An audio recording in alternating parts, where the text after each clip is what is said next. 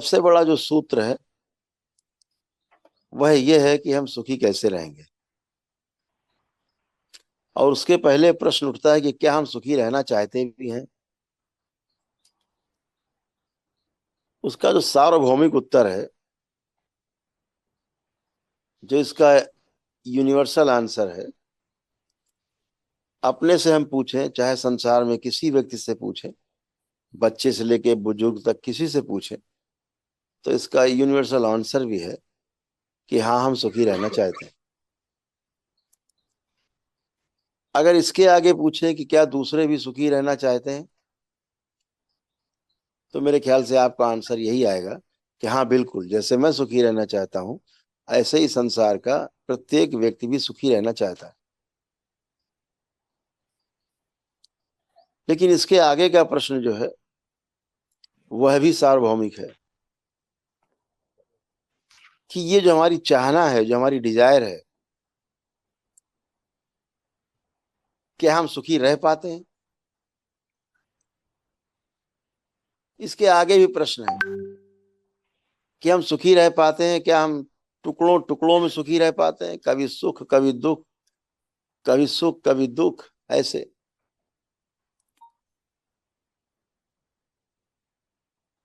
तो ये सुख और दुख की जो परंपरा है, जो हमारे कुछ महापुरुषों ने कहा कि भाई सुख और दुख आते ही जाते रहते हैं,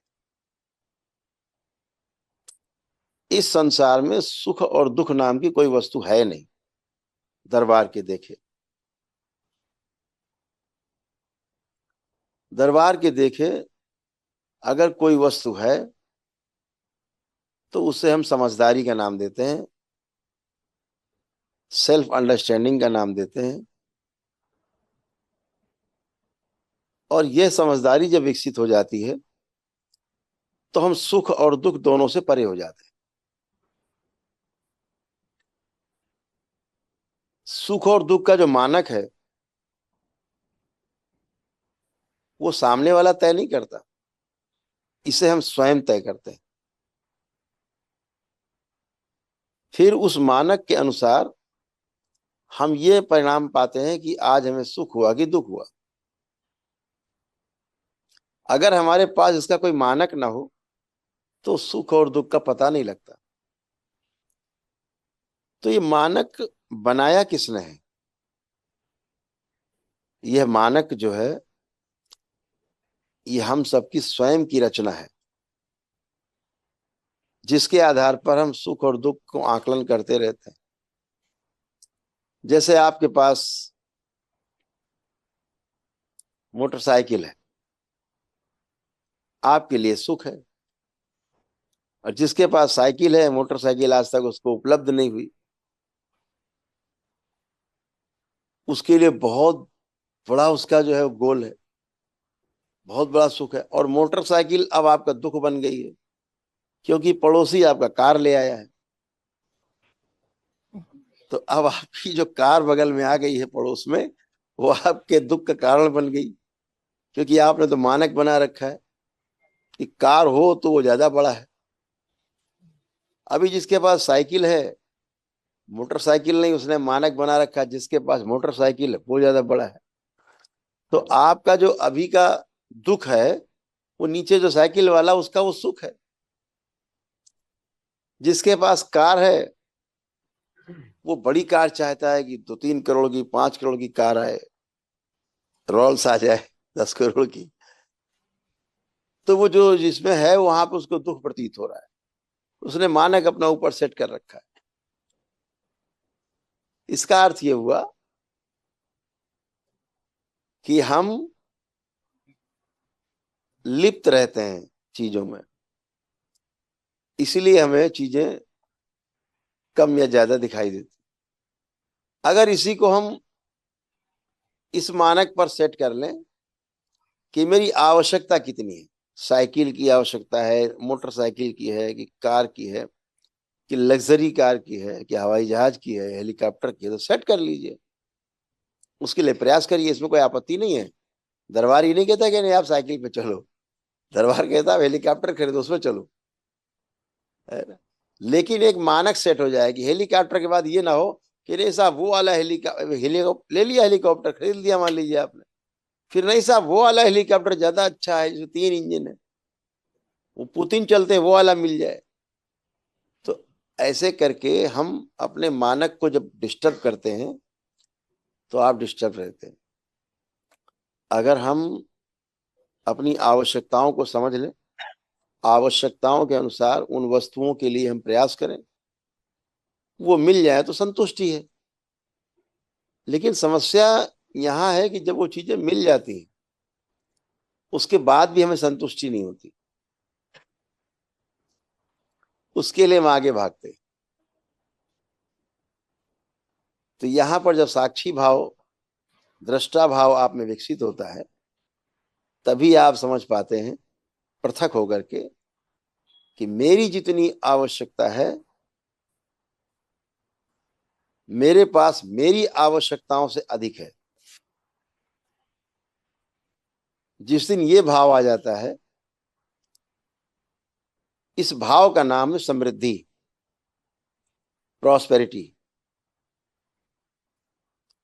समृद्धि उसको नहीं कहते कि मेरे पास इतना हो जाए कि गिनती ना कर पाए, इतना हो जाए कि हमारी सैकड़ों पुस्तकें खाती रहे तब भी ना खत्म हो। ये दरिद्रता है, एकदम दरिद्रता है, ये दरिद्रपन है।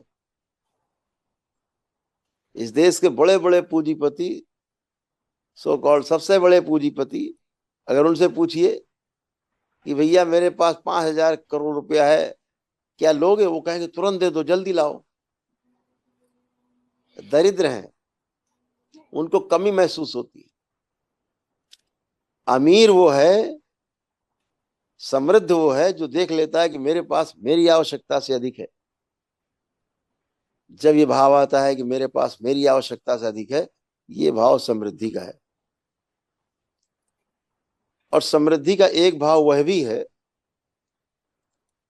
कि मेरे पास भले ही मेरी आवश्यकता से कम हो, लेकिन अपने अंदर ऐसा दृढ़ विश्वास है कि जब चाहूंगा तब पूरा कर लूंगा, ऐसा मेरा पुरुषार्थ है। तो ये भाव भी समृद्धि का है। जैसे भले ही मेरे पास कार ना हो, हम मोटरसाइकिल पे चलते हैं, तो भाव ये है कि अरे जब चाहूंगा तब कार ले लूंगा, कोई दिक्कत नहीं। ये भाव भी समृद्धि का है।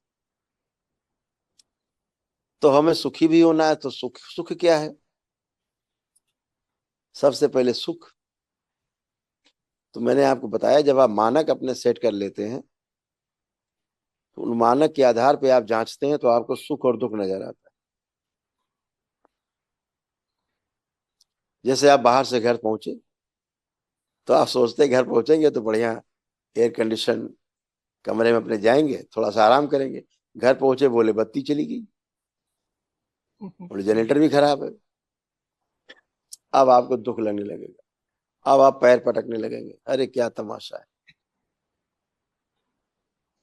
आपने पहले से अपेक्षा की हुई है, एक मानक सेट किया हुआ है, जब आपको नहीं मिलता तो आपको दुख लगता है। अपेक्षा। तो सबसे बड़ी जो वस्तु है वो सुख है, यह निर्विवाद है। लेकिन सुख है क्या? सुख की परिभाषा क्या है?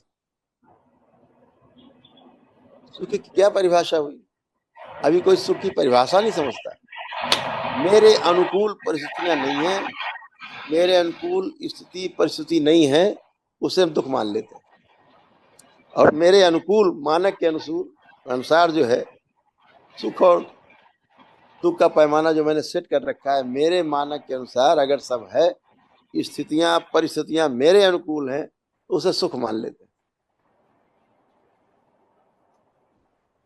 जबकि ये अनुभूति मात्र है, ये सुख नहीं है। सुख कहा गया निरंतर सुख, कंटिन्यू हैप्पीनेस, लगातार सुख। जहां सुख ही सुख है। सुख कहाँ है? जहां हम साक्षी भाव में होते हैं, दृष्टा भाव में होते हैं, जब हम लिप्त नहीं होते किन्हीं चीजों में। और यह शक्ति आपको प्रदान करते हैं केवल और केवल शिव। यह शक्ति शिव के पास है। कि आपको इन चीजों से दृष्टा भाव में रखते हुए और आपको तमाम चीजों से दृष्टि आपकी खुली रखते हुए सही और गलत क्या है इसका भाव हमेशा आपको बना रहे।